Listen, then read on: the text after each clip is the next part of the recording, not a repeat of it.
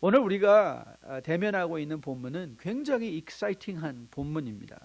사건의 전문은 사도행전 4장 22절에서 누가가 소개하였던 40년 동안 태어나면서 스스로 걷지지 못하던 안진뱅이 남자가 베드로와 요한의 나사렛 예수의 이름으로 일어나 걸어라 하는 이 한마디에 일어나 걷게 된 그 사건이죠. 얼마나 흥분되는 사건입니까?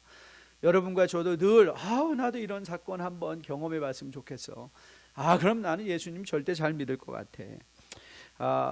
우리가 이렇게 소원하며 보기 원하는 그런 사건들입니다. 그래서 우리는 이런 사건들을 대할 때마다 항상 먼저 이런 질문을 던지는 거예요. How was it possible?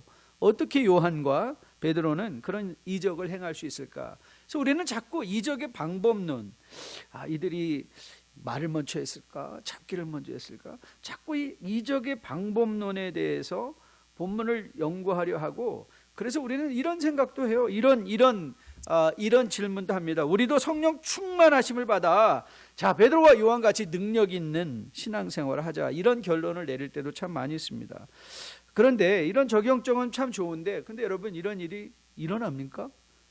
여러분의 주변에서 일어나는가요? 그래서 우리 능력 있게 신앙생활 이렇게 하자 그러면 우리 교회는 이런 일도 안 일어나, 좀 냉랭한 교회 같아, 성령의 역사도 일어나지 않는 것 같아, 그런 생각을 해서 또 때로는 교회에 대한 불신을 하기도 하고요. 어떤 사람은 또 자기를 불신을 해요.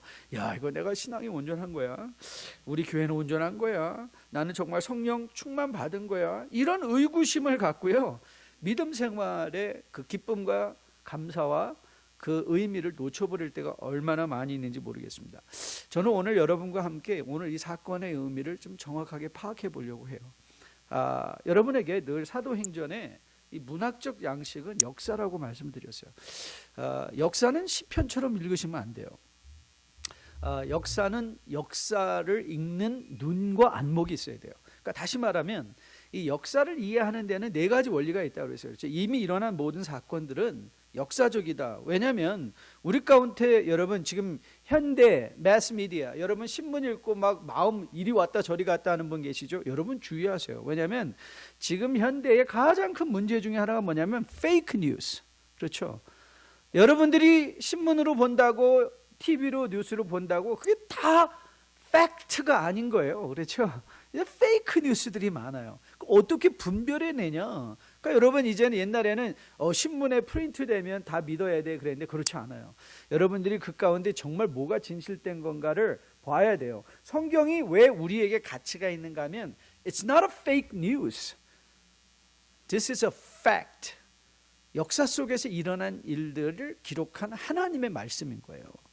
그래서 이게 역사적인데요. 그런데 두 번째 여러분들이 기억할 걸 중요한 것, 이 역사가 세상에 일어난 모든 역사의 총체적인 게 아니에요. 그런 역사는 없어요.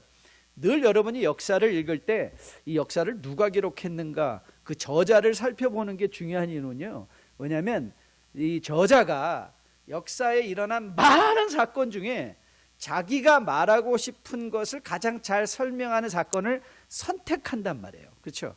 그러니까 여러분, 역사는 모든 게 다 기록되어 있는 게 아니라니까요. 지금 사도행전은 초대교회에 일어난 모든 사건이 다 기록되어 있는 게 아니에요. 누가가 성령의 감동하심을 따라 얼마를 선택한 거란 말이죠. 그럼 왜 그런 걸 선택했을까? 2가지 원리가 더 이제 첨부돼요. 역사적이고 선택적일 뿐만 아니라, 왜냐하면 그게 신적이기 때문에요. 하나님이, 성경이 우리에게 말하고 싶은 건 하나님이 누구시냐는 거예요. 성경이 우리에게 말해요. 그러니까 성경을 제가 3문장으로 딱 요약해 드릴게요. 3문장으로 성경이 왜 성경이 우리에게 왔는가? 3문장으로. 그러니까 여러분이 어떤 본문을 공부해도 그 본문 속에서 이 3가지 질문을 읽으셔야 되는데, 첫째는 하나님은 누구시냐? 두 번째는 인간은 어떤 존재냐? 그러니까 인간이, 성경이 말하는 게 뭐죠? 모든 인간이 죄를 지었으니, 모든 사람의 죄를 지었으니 하나님의 영광. 그러니까 인간의 궁극적인 문제는 뭐냐? What is the very core problem of a man? It's a sin. 하나님은 그 죄를 어떻게 해결하셨느냐? 예수 그리스도. 이 세 가지예요. 성경이 말하는 이 세 가지예요. 하나님은 어떤 분이냐? 창조주 하나님이시다. 주권자 하나님이시다. 인간은 어떤 존재냐? 죄인이다. 그 죄인된 인간을 하나님이 어떻게 구원하시냐? 예수 그리스도. 이 신적, 그러니까 성경이 기록된 모든 것은 이 세 가지 정보를 우리에게 제공하면서 마지막 네 번째 역사의 원리는 신적이고, 그러니까 fact, 역사적이고 선택적이고 신적인데, 네 번째가 뭐냐면 교훈적인 거예요. So what for me now? 그러니까 여러분 읽을 때 이제 마지막 질문은 그래서 뭐? 그래서 이게 나한테 무슨? 그러니까 그래서 오늘 그 2000년 전에 일어난 안진뱅이가 So what for me? 나에게 무슨 의미가 있는 거야? 그 교훈적인 것, 이 네 가지를 해결하는 게 성경의 역사 방법이에요. 그래서 오늘도 우리가 이 역사를 바로 볼 때 우린 역사가 하나의 무슨 매뉴얼, 성공 매뉴얼, 아니면 내가 이 세상을 살아가는 처세. 그래서 하나님의 능력이 있으니까, 여러분 금요일 날 말씀드렸죠. 우리 신앙인들이 오류적으로 행동하는 하나님에 대한 이해 중에 하나가 뭐냐면, 그 만화 영화 알라딘 기억하시죠? 알라딘의 램프, 그렇죠? 알라딘의 그 매지컬 파워는 누가 갖고 있어요? 누가 갖고 있어요? 예, 지니가 갖고 있는 거예요. 지니. 그 지니가 근데 언제 나와요? 아무 때나 막 나와서 지 맘대로 막 매지컬 파워를 하나요? 아니에요. 문지를 때만 나와요. 문지를 때 나오면 잠시 그 지니는 문지른 사람의 요구 조건을 세 가지를 반드시 들어줘야 돼요. 하나님은 그런 분이 아니에요. 여러분, 하나님을 교회에다가 모셔두고, 구약 사람들이 그랬거든요. 성전에다 모셔두고 나가서는 지들 마음대로 살았어요. 그리고 필요할 때, 여러분 구약의 사건을 읽어보세요. 그들이 필요할 때, 이 사사기를 보세요. 필요할 때마다 주님한테 와서 문질르죠. 문질러서 나와서 우리 구해주세요. 우리 필요한 거 더 해주세요. 그리고 나서 또 어떻게 해요? 하나님 근데 이제 해결됐으니까 성전에 가 계세요. 우리도 그러지 않나요? 삶에 필요할 때 막 문질러가 하나님 나와서 이거 빨리 해결해 주셔야 됩니다. 끝나고 나면 어떻게 하세요? 하나님 이제 교회 가 계세요. 나중에 제가 시간 날 때 찾아뵐게요. 혹시 여러분 하나님과 멀리 있다가 오늘도 오늘도 하나님 가서 인사 한번 드리고 와야지. 그리고 오신 건 아니시겠죠? 에? 하나님이 여기만 계시나요? 시편 139편은 뭐라고 말했죠? 내가 하늘 끝 땅속 깊은 곳까지 가도 하나님이 안 계신 곳이 없다. 하나님 안 계신 곳이 없어요. 여러분의 삶에, 여러분의 직장에, 여러분의 사업에, 여러분이 혹 지금 사망의 음침한 골짜기를 걷고 계시다면 오늘 여러분이 확인받으셔야 돼요. 아, 거기도 하나님이 계셨구나. 아니, 내가 지금 하나님과 함께 하는구나. 그러면 이제 우리가 이런 질문을 던지게 죠. 하나님은 왜 이 길을 나에게 지금 지나가게 하실까? 그 질문을 던지면 이제 하나님의 일하심이 보이기 시작하는 거예요. 자, 오늘 본문도 그거예요. 여러분이 자, 성경을 펴시고 이 구절 한 구절은 같이 확인해 볼게요. 사도행전 2장 43절이에요. 사도행전 2장 43절. 이게 굉장히 중요한 구절이에요. 왜 중요한지 제가 말씀드릴게요. 같이 한번 읽어보겠습니다. 시작. 사람마다 두려워하는데 사도들로 말미암아 어떻게 됐다고요? 기사와 표적이 뭐다? 많이 일어나세요. 많이. 자, 그러니까 이게 사도행전 초대교회에 일어난 유일한 사건, 이게 첫 번째 사건이에요. 기록된 첫 번째 이적 사건이거든요. 사도행전에서. 그러면 여러분이 즉시 이제 짐작할 수 있죠. 초대교회 이것부터 많이 일어났구나. 그럼 이제 여러분이 두 번째 전제에 대한 질문이 뭐겠어요? 근데 왜 누가는 굳이 이 사건을 기록했을까? Why not the other? 아니, 그 다른 사건도 있는데, 다른 기사와 기사와 표적 사건이 많이 일어났는데 왜 누가는 이 사건을, 안진뱅이가 성전의 미문에서 일어나 걸은 사건이 왜 중요해서 이 사건을 기록했을까? 자, 이걸 이제 우리가 오늘 해결해 보려고 해요. 첫째는 이 문제를 먼저 우리가 구속사적인 관점에서 한번 풀어보려고 해요. 이 사건이 하나님이 죄인된 인간을 구원하시는 그 구원의 역사에 어떤 의미가 있는가. 그리고 두 번째는 실제적 적용이에요. 그러니까 이 사건이 오늘 이 21세기를 살아가는 여러분과 저에게는 어떤 구체적인 적용점으로 다가와야 될 것인가. 이 두 가지 문제를 오늘 우리가 한번 해결해 보면서 오늘 일어난 이적 사건의 이 기사와 표적 사건의 진정한 의미를 함께 한번 나누어 보도록 하겠습니다. 자, 오늘 먼저 우리가 시작할 때 이것이 기사와 표적, wonders and sign이라는 이 단어부터 출발을 하려고 해요. 자, 이 원더라는 것, 기사라는 것은요, 그냥 말 그대로예요. 이상한 사건이에요. 우리가 상식으로 이해되어지지 않는 게 wonders. It's a wonders. 그러니까 우리가 봤는데 상식으로 이해가 되지 않나요? common sense. 우리가 보통 이 땅에 일어나는 많은 일들은 우리가 상식으로 이해하면 이해되어지는 일들이 있잖아요. 그런데 이게는 상식으로 이해되지 않는 일이었다는 거예요. 이 원더라는 것. 그래서 이 원더가 정말 원더였다는 것을 어떻게 알 수 있는가 하면 일어난 사건에 대한 반응. 여러분 오늘 10절 말씀에 뭐라고 기록되어 있죠? 10절 말씀을 보니까 그에게 일어난 일로 인하여, 자 다시 같이 읽습니다. 심히 뭐했다? 놀랍게 여기며 놀랐다. 이게 여러분 이 놀랍다는 말이 두 번이나 등장하죠. 그냥 놀라웠다 그러면 되는데 무슨 얘기를 하고 싶은 거예요? This was a wonder, an account of wonder. 이거 정말 기사였어. 모든 사람이 놀랐어. 그런데 이제 두 번째 우리가 봐야 되는 건 뭐냐면 이게 사람들을 놀랍게 한 것이었는데 그럼 이게 무슨 표적이냔 말이에요. sign. 여러분 이제 캄보디아나 제3국을 여행하다 볼 때 가장 어려운 게 뭐냐면 이 사인이 없어요. 그러니까 사인이 없어요. 그래서 내가 지금 목적지를 향해 가는데 얼만큼 왔는지, 얼만큼 더 가야 되는지, 제대로 가고 있는지 이 사인판이 잘 돼 있어야 내가 가는 길이 제대로 가는 길인지 잘 볼 수 있는데, 제가 미국 오면 잘 놀라는 게 뭐냐면요, 미국은 거의 이 지도 없이도 갈 수 있어요. 그렇죠? 사인만 보면 내가 지금 제대로 가고 있네. 이 사인들이 너무 잘 돼 있기 때문에 내가 가고자 하는 방향들을 그 사인을 보고 찾아갈 수 있죠. 여러분 오늘 성경에서 일어난 이런 사건들을 사인이다 이렇게 얘기를 해요. 사인. It's a sign. 그러니까 여러분 사인의 목적이 뭐예요? 사인의 목적은 그 사인 자체에 의미가 있는 게 아니에요. 사인이 제공하는 정보가 중요한 거예요. 그렇죠?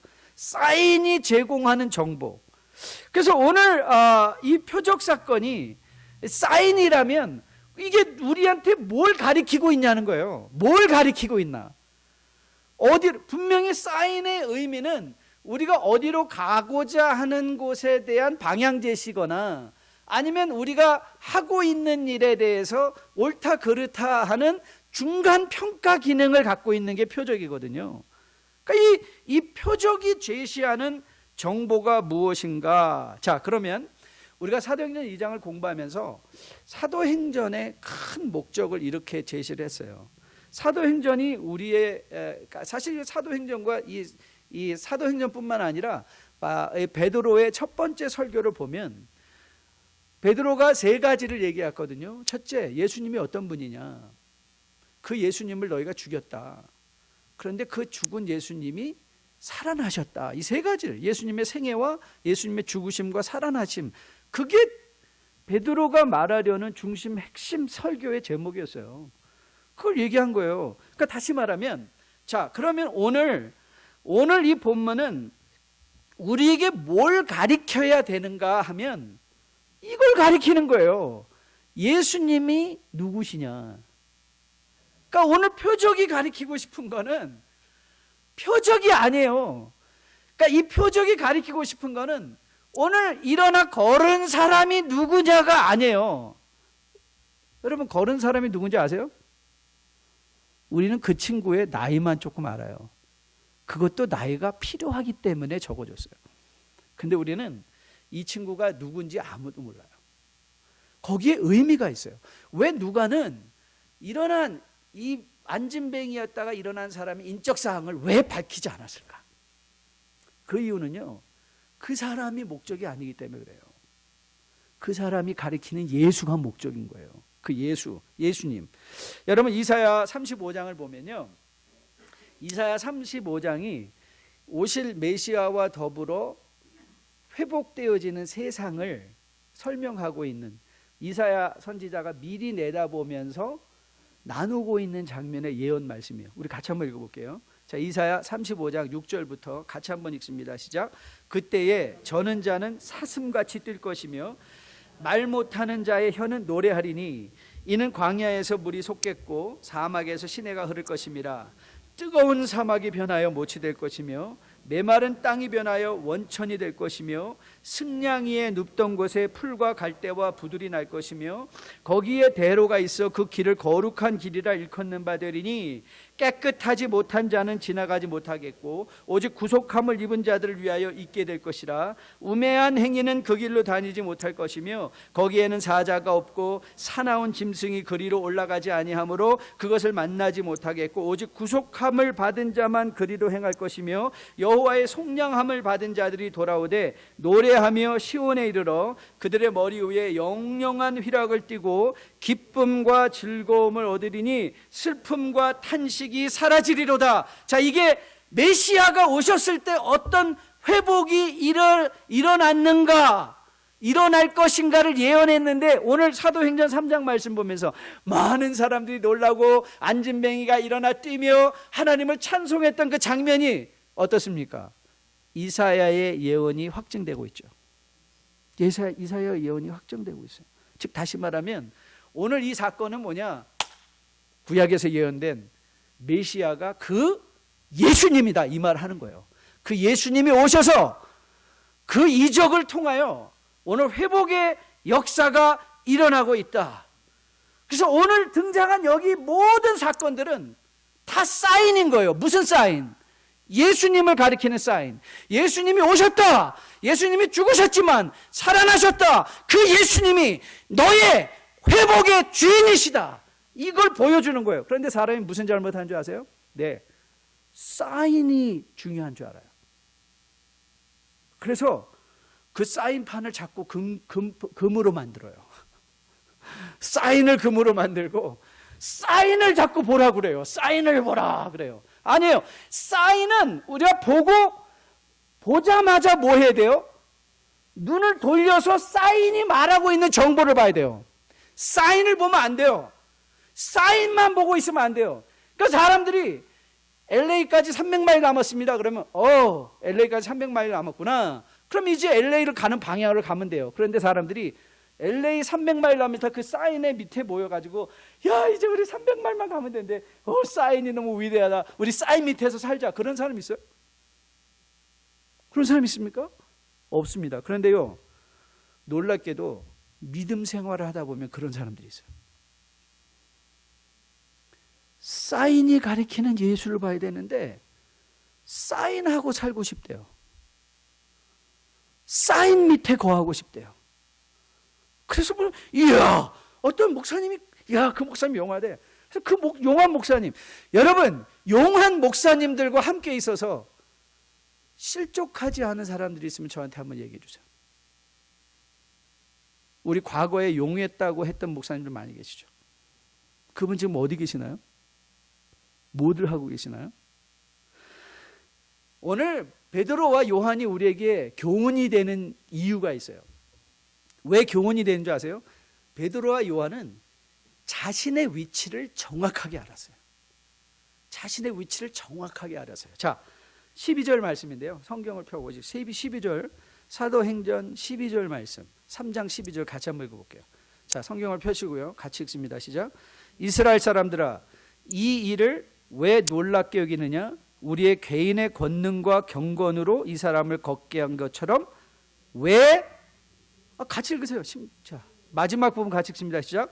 왜 우리를 주목하느냐? 왜 우리를 보냐? 우리 볼 것 없다. 누구 봐라? 예수님 봐라. 여러분, 신앙생활은요, 여러분의 주변에 있는 모든 사람들은요, 사인이에요. 사인이에요. 왜 사인을 보고 여러분의 믿음이 흔들려야 되나요? 그 사인은 뭘 말하고 있어요? 아, 내가 제대로 가고 있구나. 더 열심히 가자. 맞아요. 어떤 사람들은 여러분에게 포지티브 사인이에요. 긍정적인 사인. 아, 저 사람처럼 나도 열심히 살면 예수께 가겠구나. 그럼 사인의 역할을 다 한 거예요. 어떤 사람은 네게티브 사인들이 많이 있어요. 네게티브 사인. 난 저 사람처럼 살면 안 되겠네. 저건 왠지 아세요? 여러분, 신앙의 목적은요. 신앙의 목적은 예수님이에요. 근데 우리는 자꾸, 여러분들은 뭐 때문에 쓰러져요? 대부분의 신앙에 쓰러지는 건 뭐 때문에 쓰러지죠?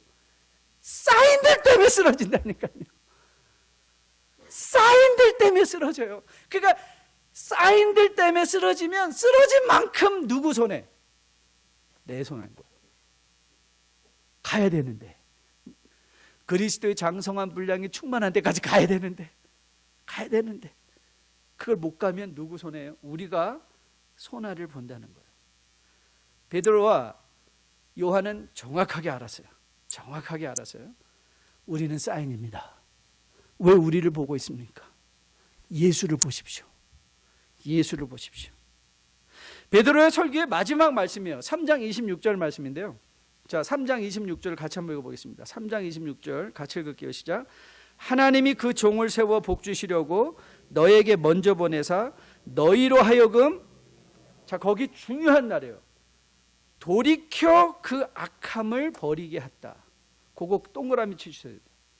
표적의 역할이 뭐냐면, 표적의 역할은 우리로 하여금 돌이키게 하고 악함을 버리게 하는 거예요. 돌이키게 하고 악함을 버리는 것. 왜 하나님께서 그러면 이런 표적을 행하지 않는가? 왜 지금 우리 가운데는 이런 기사와 표적이 자주 일어나지 않는가? 확실하게 말씀드릴게요. 여러분을 돌이켜 악한 길에서 떠나게 하기 위해서는 이젠 더 이상 이런 표적이 없어도 하나님의 말씀이 여러분에게 주어졌기 때문에 그래요. 하나님의 말씀. 우리가 돌이켜, 여러분, 모든 표적들의 목표가 뭐였냐? 그 표적 자체의 의미가 있는 것이 아니라 그 표적을 통하여 우리로 그리스도를 바라봄으로 말미암아 우리의 삶 속에서 내가 돌이킬 부분이 있으면 내가 회개하고, 내가 버려야 될 악함이 있으면 악함을 버리고 우리는 십자가를 향해 가게 하는 목적이에요. 그게 우리가 갖고 있는 목적이에요. 그런데 이제 우리가 그런 기사와 표적이 없어도, 하나님은 그런 기사와 표적이 아니더라도 우리를 돌이켜 악함을 버릴 수 있는 방편을, 은혜의 방편을 주셨다니까요. 자, 우리가 자주 인용하는 디모데후서 3장 16절 17절 말씀 같이 한번 읽어볼게요. 같이 한번 읽습니다. 디모데후서 3장 16절입니다. 모든 성경은 하나님의 감동으로 된 것으로 교훈과 책망과 바르게 함과 의로 교육하기에 유익하니 이는 하나님의 사람으로 온전하게 하여 모든 선한 일을 행할 능력을 갖추게 하려 함이라. 기사와 표적의 의도가 뭐라고요? 내 모든 믿는 사람들로 온전하게 하여 하나님을 바라보며 선한 일을 행할 능력을 갖추게 하려고 하나님이 이런 기사와 이적을 우리에게 주셨던 거예요. 그러나 이제 이런 기사와 이적이 여러분에게 중요하지 않게 된 이유는 어디 있는가?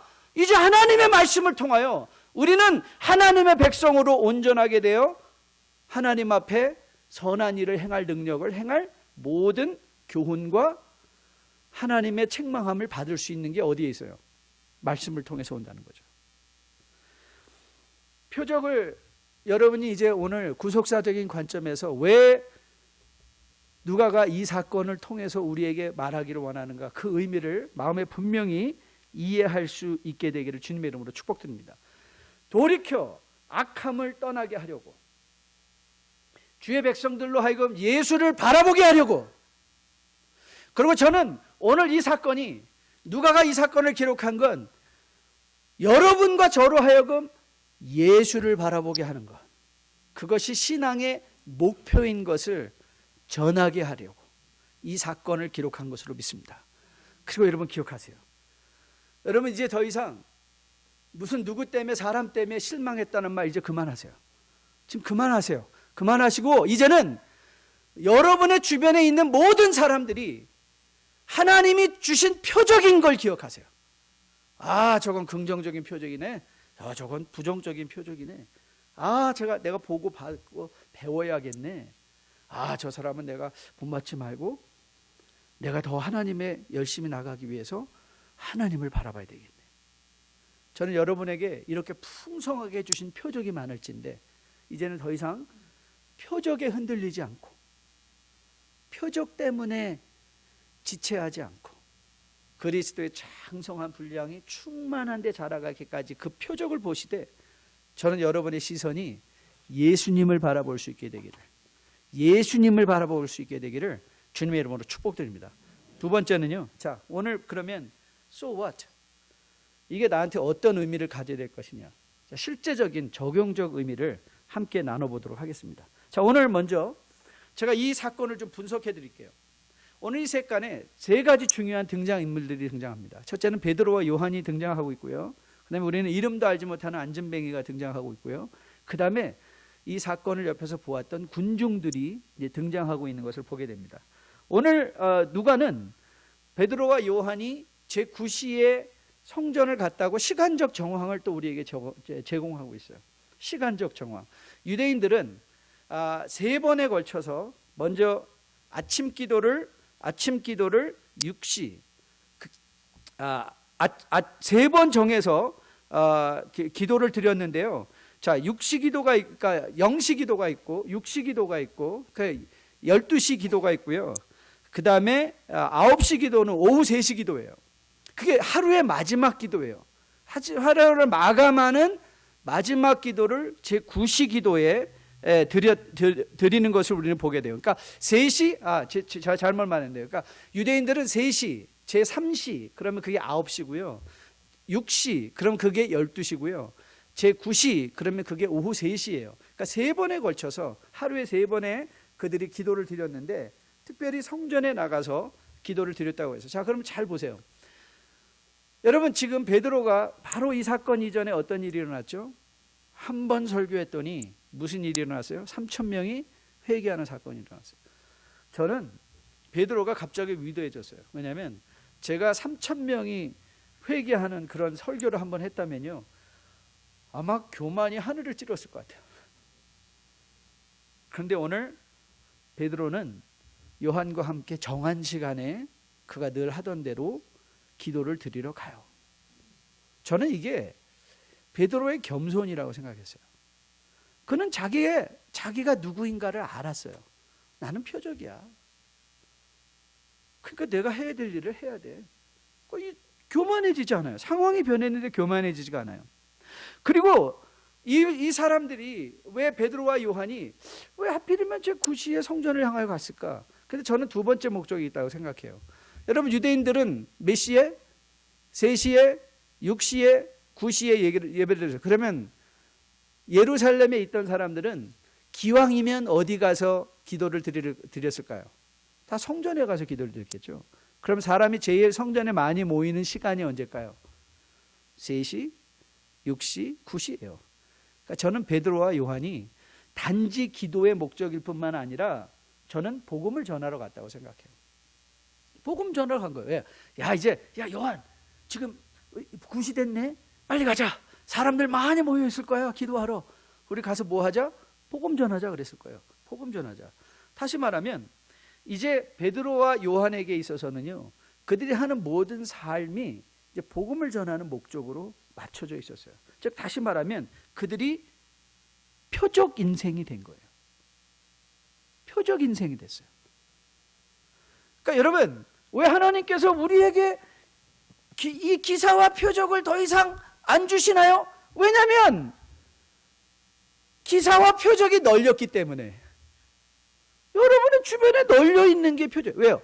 여러분이 예수 그리스도와 더불어 부르심을 받으면 오늘 우리 신집사님 기도해 주신 대로 우리가 동역자가 된 거예요. 동역자가 됐어요. 하나님이 여러분과 저를 이렇게 말씀하시는 거예요. 표적 삼으신 거예요. 그러니까 여러분들이 가끔가다 이 질문은 꼭 한번 스스로에게 하셔야 돼요. 스스로에게 해야 될 질문이 뭐냐면, 내 인생은 지금 어디를 가리키고 있는가? 내 인생은 지금 누구를 가리키고 있는가? 이 질문은 여러분이 정말 심각하게 한번 물으셔야 돼요. 다른 사람이 물을 수가 없어요. 여러분 스스로가 물으셔야 돼요.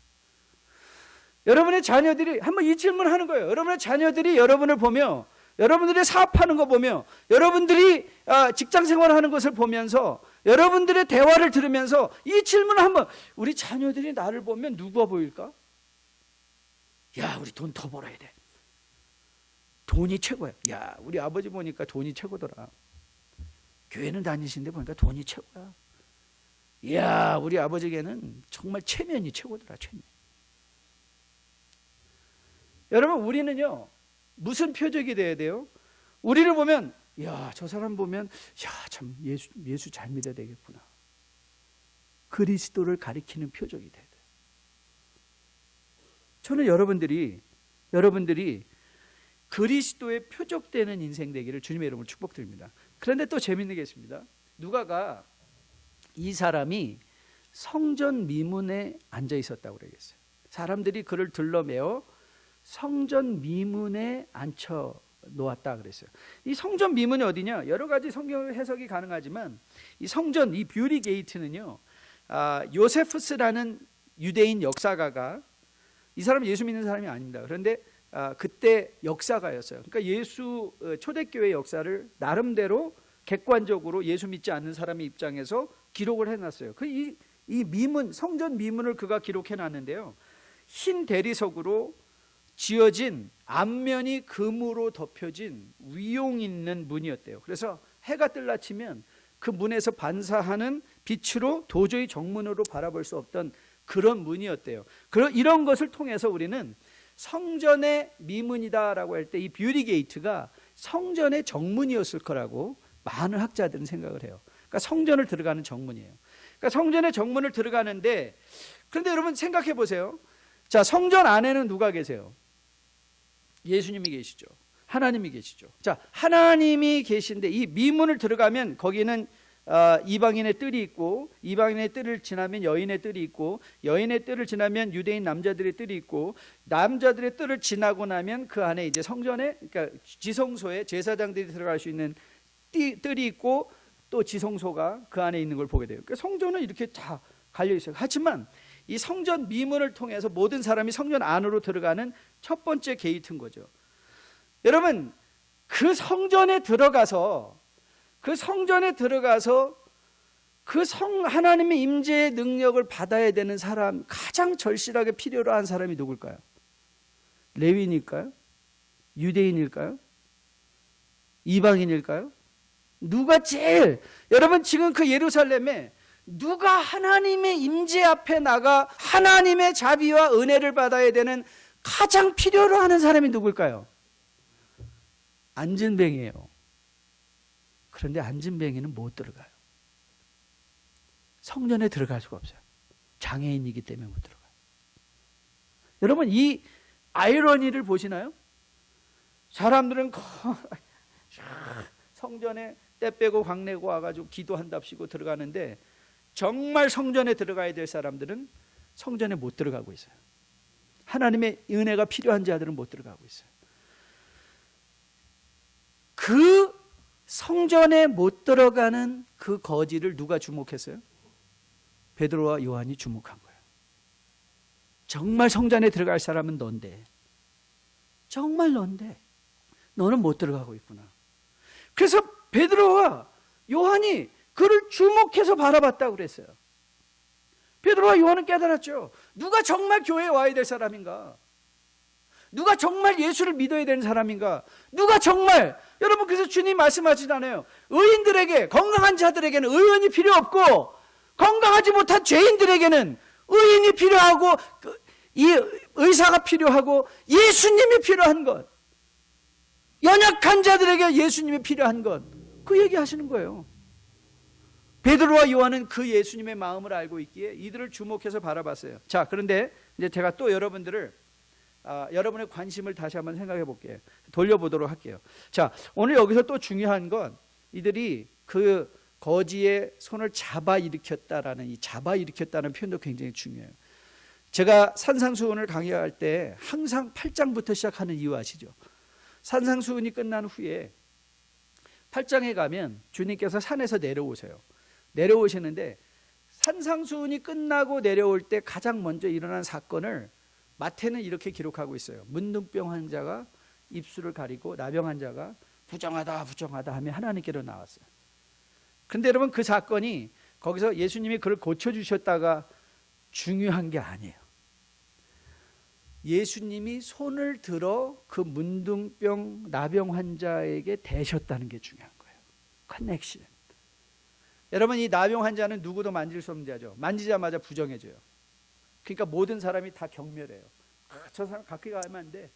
그림자도 엇갈리면 하루 성전 못 가. 하나님한테 기도 못 해. 근데 주님은 만져주세요. 그 나병 환자를 만져주세요. 오늘 많은 사람들이 동전 한 입 던져주고 갔을 거예요. 그런데 베드로와 요한은 이를 잡아 일으켜요. 잡아서 일으켰어요. 근데 여러분, 이제 제가 여러분의 상식을 동원해서 제가 이제 여러분께 이 사실을 한번 생각해 보도록 인도해 보고 싶습니다. 자, 우리 안진뱅이를 한번 생각해 봅시다. 자, 사도행전에서 이 말씀드린 대로 누가는 4장 22절에서 이 사람의 나이를 밝혀주고 있어요. 4장 22절. 이 사람의 나이가 40여 세나 되었다. 40여 세. 그러니까 꼭 40이 아니라 47일 수도 있고 45일 수도 있고 42일 수도 있고, 그렇죠? 40여 세 정도 됐다 그랬어요. 자, 그러면 이제 상상을 해보세요. 여러분, 사람들이 그를 둘러매고 성전 미문에 앉혔다. 그거 아시죠? 우리 요즘 이 펜 홀딩 하는 분들이 굉장히 많아졌잖아요. 펜 홀딩 하는 분이 굉장히 많아요. 이게 help, please help, whatever helps. 이거 들고 있는 분들 많잖아요. 근데 여러분, 그거 아세요? 그분들이 서 있는 자리에도 명당이 있다는 거 아세요? 명당? 네. 어디에 서면 돈 많이 받는데. 자, 상상해 보세요. 성전의 명당이, 거지들에게 명당이 어디가요? 거지들에게 명당이 어딜까요? 명당. 여러분, 저는 신문 읽으면서 이 구두 닦으시는 분들, 그 한국의 저는 그 자리 권리금이 막 1억, 2억 한대요. 그 어느 자리냐에 따라서 중요한 거예요. 자, 그러면 이 성전에 구걸하는 거지들에게 제일 명당이 어딜까요? 정문 바로 옆이에요. 거기는 사람들이 다 들어가요. 기도하러 들어가다가 거지 앉아 있으면 마음에 찔릴까요? 안 찔릴까요? 찔려. 그러니까는 억지로라도, 그렇죠? 아유, 내가 지난주에 죄진 것도 있는데 하나님 가기 전에 이 사람한테 동전 한 입 주면 죄가 상사되지 않을까? 그러니 들어갔어요. 그러면 명당에, 그 사람이 명당에 돼요. 자, 그러면 이렇게 생각해 보세요. 이 사람에게 있어서 먹고 사는 게 문제였다면 거지로 사는 게 좋았을까요? 아니면 일어나 걷게 된 게 좋았을까요? 거지로 사는 게 좋죠. 아니, 여러분, 40세나 돼가지고 뭐 할 거예요? 우리같이는 몸 열심히 뛴다고 노력하는 자, 세상을 노력하는 자들에게 스스로 돕는 자에게, 아니에요. 이 시대는요, 노력하는 자에게 노예가 아무리 노력해봤자 노예예요. 노예. 이 시대는 가난한 사람이 아무리 노력해봤자 뭐예요? 가난한 사람이에요. 가난한 사람이에요. 무슨 가난한 사람이 갑자기 사법고시가 돼가지고 검사되고 그런 거 없어요. 아니, 그리고 40살이나 돼가지고 무슨 공부를 다시 시작하겠어요? 무슨 권력의 줄을 잡아서 다니겠어요? 아니에요. 왜 누가가 이 사람의 인생 이 사람의 배경을 알리지 않는가? 저는 여기 있다고 생각해요. 왜냐하면 이 사람이 들어가서 뭘 했다? 하나님을 찬송했다는 거예요. 그리고 누가는 여러분과 저에게 이 교훈을 주는 거예요.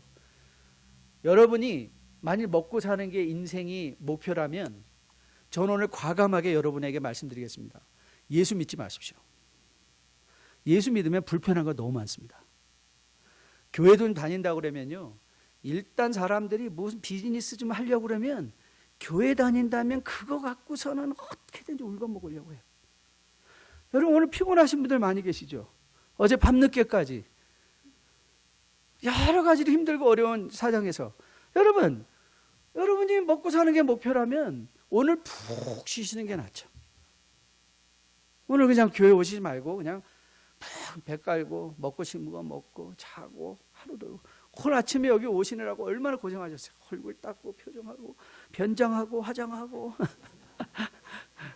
여자분들 변장해야 되잖아요. 막 변장하고 화장하고 막 나오는, 얼마나 고생 많으셨어요. 오늘 본문은 우리에게 이 교훈을 하는 거예요. 우리의 인생은 먹고 사는 게 목표가 아니라는 거예요. 여러분의 인생이, 여러분이 지금 그 자리에 있는 건 단순히 목숨을 연명하기 위해서 있는 게 아니라는 거예요. 오늘 이 사람이 성전에 들어가서 뛰면서 뭐 했어요? 베드로와 요한을 데리고 선생님 표적들을 세운 게 아니라 뭐 한 거예요? 하나님을 찬송했다. 하나님을 찬송했다. 이 사람도 알았어요.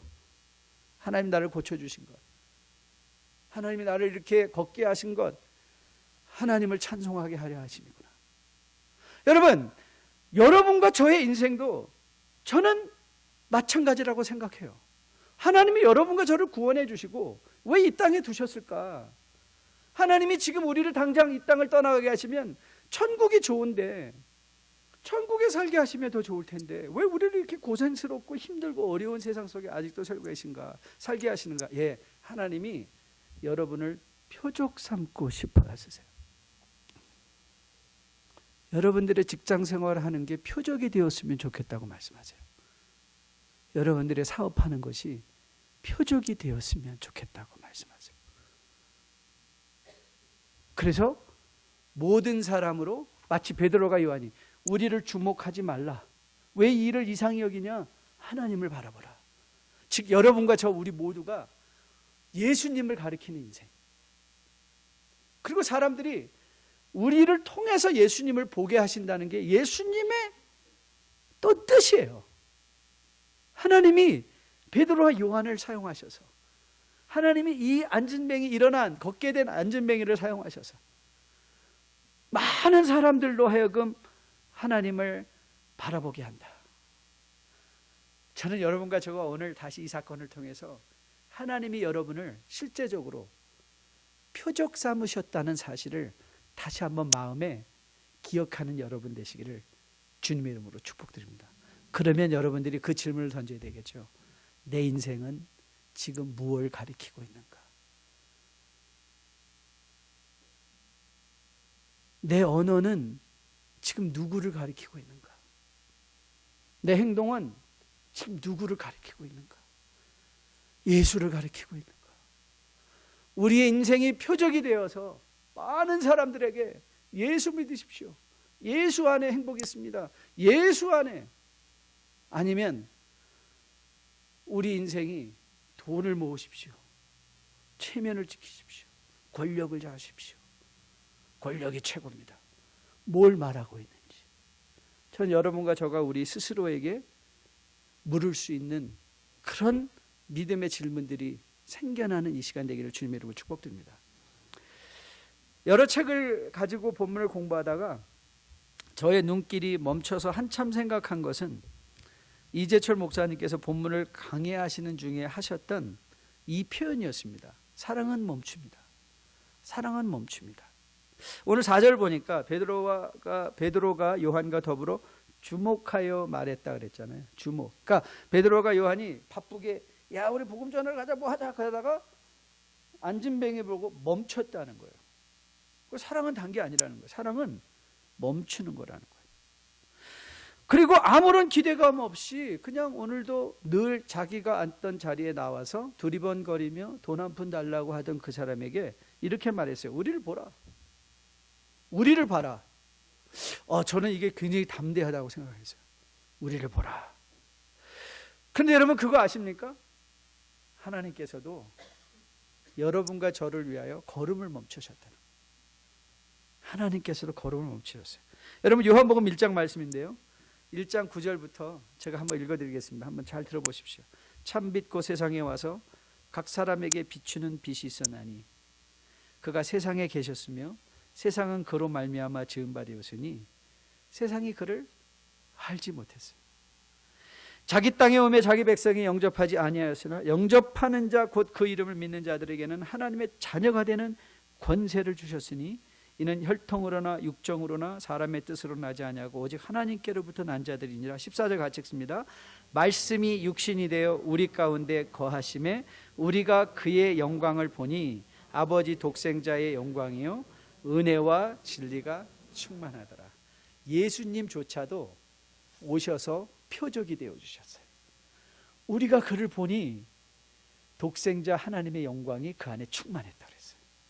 예수님은 우리에게 하나님 아버지의 영광을 보여줬어요. 멈추셔서 우리 가운데 오셔서. 여러분 그뿐만 아닙니다. 오늘 사도 베드로와 요한이 우리를 보라라고 말한 것처럼 오늘 주님은 동일하게 우리에게 또 선언하십니다. 요한복음 3장 말씀인데요, 자 제가 한번 읽어드릴게요. 요한복음 3장 14절부터 모세가 광야에서 뱀을 든 것 같이 인자도 들려야 하리니 이는 그를 믿는 자마다 영생을 얻게 하려 하심이라. 자 16절 같이 읽습니다. 하나님이 세상을 이처럼 사랑하사 독생자를 주셨으니 이는 그를 믿는 자마다 멸망하지 않고 영생을 얻게 하렴이라. 하나님이 그 아들을 세상에 보내신 것은 세상을 심판하려 하심이 아니요 그로 말미암아 구원을 받게 하려 하심이라. 자 18절 그는 믿는 자를 심판을 받지 아니하는 것이요 믿지 아니하는 자는 하나님의 독생자의 이름을 믿지 아니하므로 벌써 심판을 받은 것이라. 자 모세가 광야에서 뱀을 든 것 같이 인자도 들려야 하리니 할 때 이 들린다라는 말, 들린 뱀을 바라본 백성들이 살았다. 그러면 오늘 여기서 말하는 그를 믿는 자마다라는 표현은 이렇게도 이해할 수 있어요. 그를 보는 자마다, 그를 보는 자마다, 누구를? 예수님을 보는 자마다. 그 예수님을 누가 보여줘요? 표적들이. 여러분과 저는 이제 안진뱅이처럼요 성전을 향하여 뛰어들어갈 수 있는 사람들이에요. 어디까지 뛰어들어갈 수 있는지 아세요? 지성소까지 뛰어갈 수 있어요. 여러분 이제 여러분을 막을 사람 아무도 없어요. 하나님의 임재 앞에 여러분이 가시면 돼요. 뛰어가시면서 찬양하세요. 누구 손잡고 갈 필요도 없어요. 베드로 손잡을 필요도 없어요. 여러분들이 하나님의 지성소 앞에 나가실 수 있어요. 가세요. 가시라고요. 하나님이 여러분을 초대하고 계세요. 난 너랑 얘기할래. 누구 통해서 얘기하지 않고 난 너랑 만나고 싶어. 너를 만나줄게. 여러분 하나님 앞으로 가세요. 그 지성소로 뛰어들어가세요. 막을 자 아무도 없어요. 아무도 없어요. 막을 자. 막을 수 있는 것, 죄의 문제까지도, 하나님 앞에 뛰어들어가는 우리를 막을 수 있는 죄까지도 그리스도께서 십자가에 달려 죽으심으로 우리의 죄를 해결해 주시고 이제 여러분과 저를 표적 삼아 주님 다시 오시는 그날까지 이 땅에서 다른 사람들에게 이 예수님을 전하기를 소원하세요. 저는 여러분이 이 주님의 부르심을 마음으로 듣고 이제 표적들을 보면서, 오늘도 여러분 많은 표적들을 만날 거예요. 그 표적을 보시면서 저렇게 믿는 것이 예수를 믿는 것이구나. 나도 저렇게 섬겨야 되겠구나. 저것이 예수 그리스도 안에 장성한 분량에 충만한 데까지 자라는구나. 아마 여러분들이 보면 부정적인 표적도 있을 거예요. 그분들을 보고 생각하세요. 나는 저렇게 하면 안 되겠구나. 내가 하나님 앞에 나가서는 내가 더 회개하고 내가 더 겸손하고 내가 더 하나님을 사랑하는 모습으로 주님 앞에 나가야 되겠구나. 이 생각하시면서 저는 여러분이 또 하루를 더 살며 그 하나님의 지성소 앞으로 늘 나가 그 지성소에서 하나님께로부터 직접 받는 은혜, 하나님이 만져주시는 그 위로 하나님과 대화, 그 친구와 같이 대화하시며 하나님의 뜻을 분별하여 그 주님과 함께 동행할 수 있는 여러분과 저 우리 모두 되기를 주님의 이름으로 축복드립니다. 다 함께 일어나서 마지막 찬양하려고 하는데요, 우리 찬송가 정해봤어요. 내 주여 뜻대로 행하시옵소서. 온몸과 영혼을 다 주께 드리니 이 세상 고락간 주인도 하시고 날 주관하소서. 여러분, 우리는 표적입니다. 표적을 단장할 필요 없어요. 표적이 해야 되는 일은 단 한 가지예요. 표적이 가리키는 정보, 예수만 가리키면 돼요. 우리는 예수만 보여주면 되는 거예요. 그럼 우리 할 바를 다 한 거예요. 어쩌면 우리는, 여러분과 저는 안진뱅일 수도 있어요. 우리의 이름이 여기에 기록되어지지 않았을 수도 있어요. 하나 우리의 이름을 기억하시는 분이 계세요. 누구시죠? 하나님이세요. 그 하나님을 저는 여러분들이 이제 믿음 생활에 세상에 하나님께서 여러분의 허락하신 모든 표적을 보며 저는 여러분의 관심이 온전히 예수께만 집중되고 그 예수님과 더불어 행복한, 감사한, 기쁨의, 보람의 삶을 살아낼 수 있기를 주님의 이름으로 축복드립니다.